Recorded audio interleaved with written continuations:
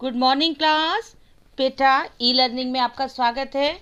बच्चों, आज हम लोग व्याकरण का पाठ 19 वाक्य विचार पढ़ने जा रहे हैं। तो बच्चों, सबसे पहले मैं आपको बताऊंगी कि वाक्य किसे कहते हैं। इससे पहले आपने समझा कि शब्द किसे कहते हैं, यानी कि वर्णों के सार्थक मेल को शब्द कहते हैं, और जब वही वर्ण सही प्रकार से लिखे जाए, उनका कोई अर्थ निकले, तो वह वाक्य बन जाता है। यानी कि भावों और विचारों को प्रकट करने वाले सार्थक एवं व्यवस्थित शब्द समूह को वाक्य कहते हैं। जैसे कि दादी माँ कहानी सुनाती है। तो बच्चों, आपको समझ में आया कि वाक्य किसे कहते हैं।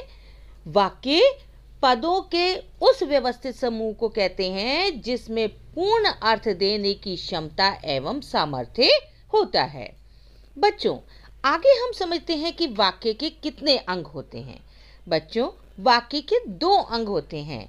पहला उद्देश्य और दूसरा विधेय। उद्देश्य, अब उद्देश्य किसे कहते हैं? वाक्य में जिसके बारे में कुछ बताया या कहा जाता है उसे हम विदेश्य कहते हैं। जैसे विमला गीत गाती है। अब हम दूसरा पढ़ते हैं, विधेय किसे कहते हैं? वाक्य में उद्देश्य के बारे में जो कुछ कहा जाता है उसे विधेय कहते हैं। जैसे दादी ने मालपुए बनाए। तो बच्चों, आपको समझ में आया कि वाक्य किसे कहते हैं और वाक्य के कितने अंग होते हैं। अब बच्चों, हम पढ़ते हैं वाक्य के भेद।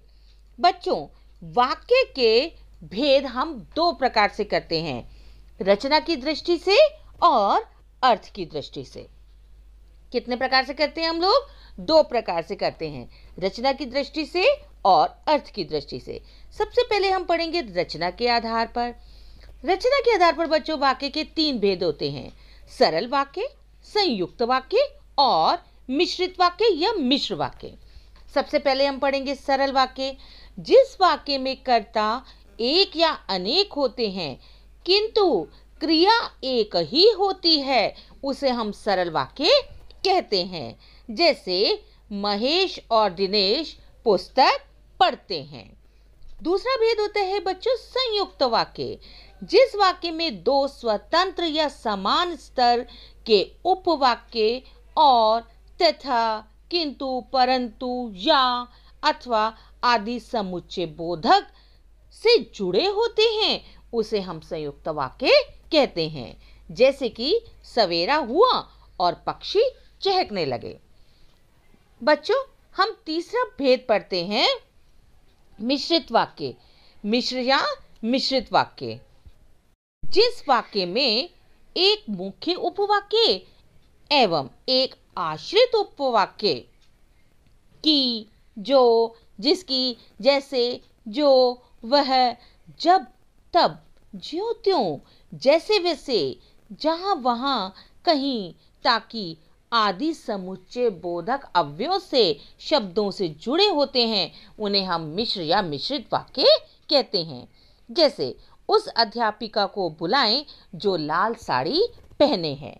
यानी कि अब आपको ये समझ में आया कि रचना के आधार पर हम वाक्य के 3 भेद करते हैं, सरल, संयुक्त और मिश्रित। बच्चों, अगला भाग हम करते हैं वाक्य का अर्थ की दृष्टि से वाक्य भेद। इसके बच्चों 8 भेद माने गए हैं, 8 प्रकार माने गए हैं।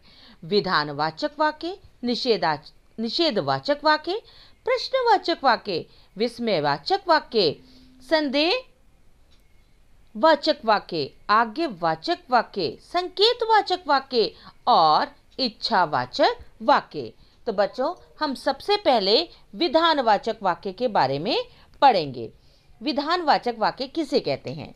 जिस वाक्य से क्रिया के होने की स्थिति अथवा अवस्था का पता चलता है उसे हम विधानवाचक वाक्य कहते हैं।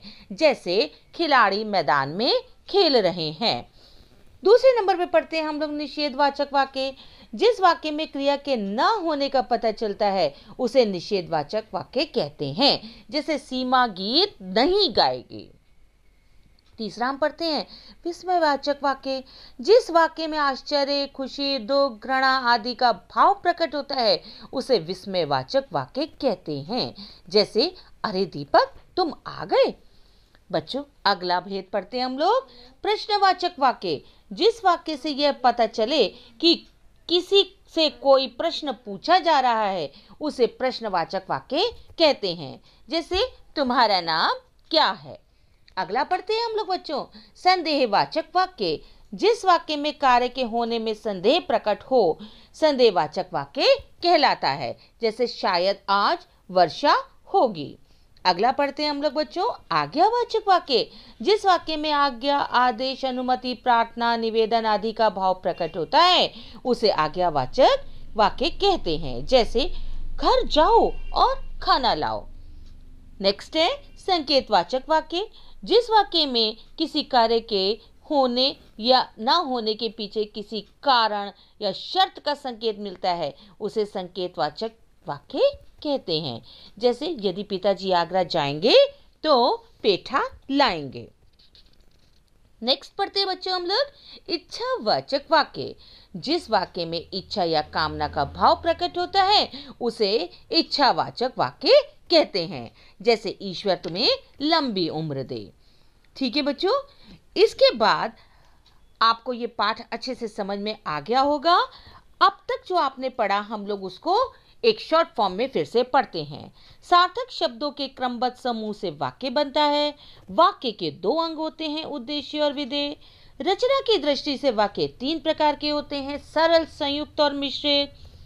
अर्थ की दृष्टि से वाक्य 8 प्रकार के होते हैं, विधानवाचक, निषेधार्थक, प्रश्नार्थक, आज्ञार्थक, संदेहार्थक, संकेतार्थक, इच्छार्थक और विस्मयार्थक। Thank you class. अब आप इससे संबंधित प्रश्नों को अपनी उत्तर पुस्तिका में लिखेंगे।